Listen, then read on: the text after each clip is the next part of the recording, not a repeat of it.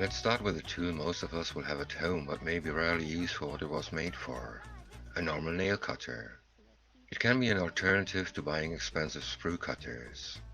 Although it's most unlikely that the same level of quality can be achieved, this improved tool will always beat ordinary side cutters. And it's probably better than normal sprue cutters.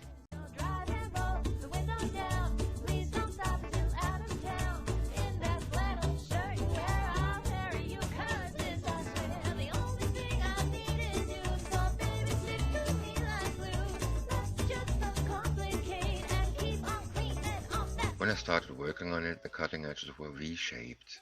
They don't pass one another, but they meet when the cutter is in the closed position.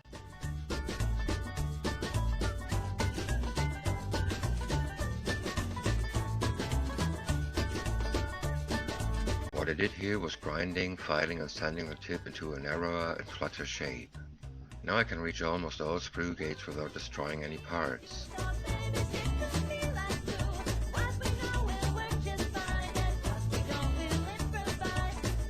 I also changed the back of the cutter till the two halves were almost level. After that I had an almost perfect straight cutting edge on one side and an angled one on the other. To do that I used my motor tool with different bits. I also used files, sanding paper and steel wool. The result would have been even better if I had a real metal workshop, but I'm happy with the way it turned out. The cutting edge is very sharp and cuts sprue without the need of much force. You can see what I mean on both ends of the sprue. The ridge on the flat end is a little imperfection I could and possibly will sort out soon.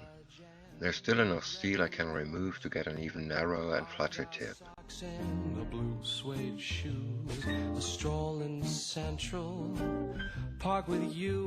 I was really fed up with applying CE glue with toothpicks or needles. Toothpicks are quite thick and not very precise. The glue leaves a build-up and you can't remove it from the wood, so they are a waste after a very short time. What a waste! You can remove it from needles, but if you use a lighter to burn it up, the needle gets softer and softer after a while. Sooner or later it'll be bent and useless. If you use a pair of pliers to squeeze the axis and then pull it off, you'll also remove bits of the nickel plating. The remaining bits could come off the next time you apply CA glue and then stick to the parts you just glued. Since I use guitar strings for antennas for at least 25 years now, I was rather surprised that I didn't come up with this idea earlier. And here's what you need to make this tool. Dance until the crack of dawn, making love on the front lawn. Venus beams up, loving not. First thing to do is to stretch the plastic tube. You do it the same way as if it was a piece of sprue.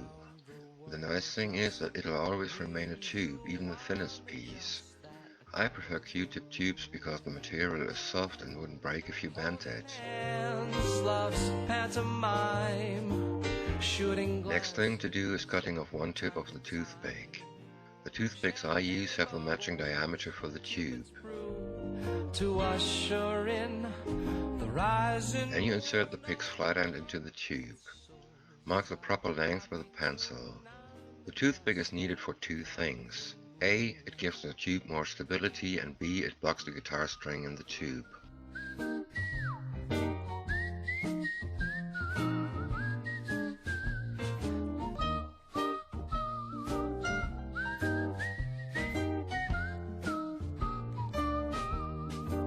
As with the antennas, you pull the brass wire off the steel wire core.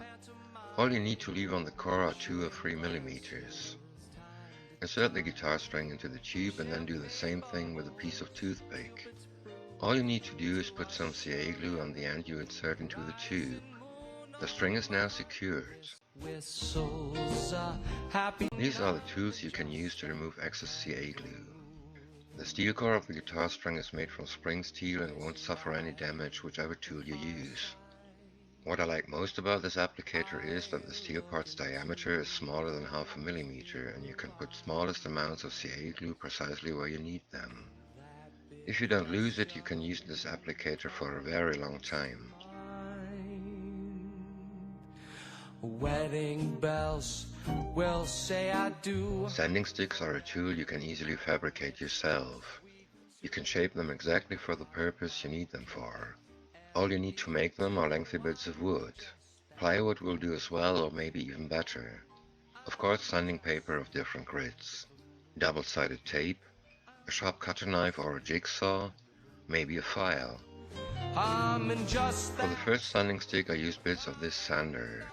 It became useless after a short time because of the folds you see. The sanding paper is the only good thing about them, and between the folds it was still okay. Why should I put it into the bin then? I needed a narrow sanding stick with a straight front. Years ago somebody gave me hundreds of these beechwood spatulas. They're rigid and stable, so they're absolutely great for that purpose.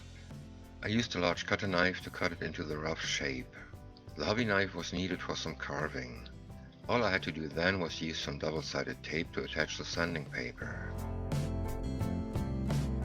I glued some finer sanding paper on the other side.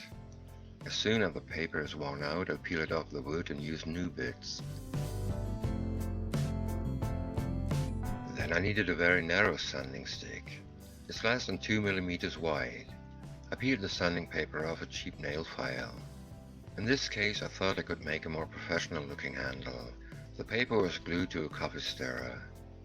One more stirrer on either side. All three were glued onto a spatula using PVA glue.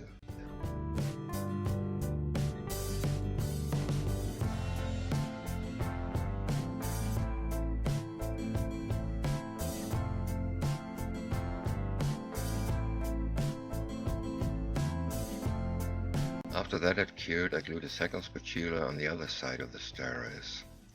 This is express PVA glue, so it's good to use after 5 to 10 minutes. I sanded all edges with a file, and now the handle looks really nice.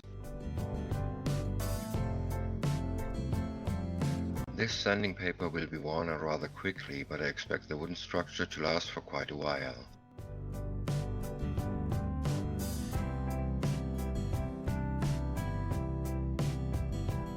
I made this sander a long time ago and I exchange the paper quite often.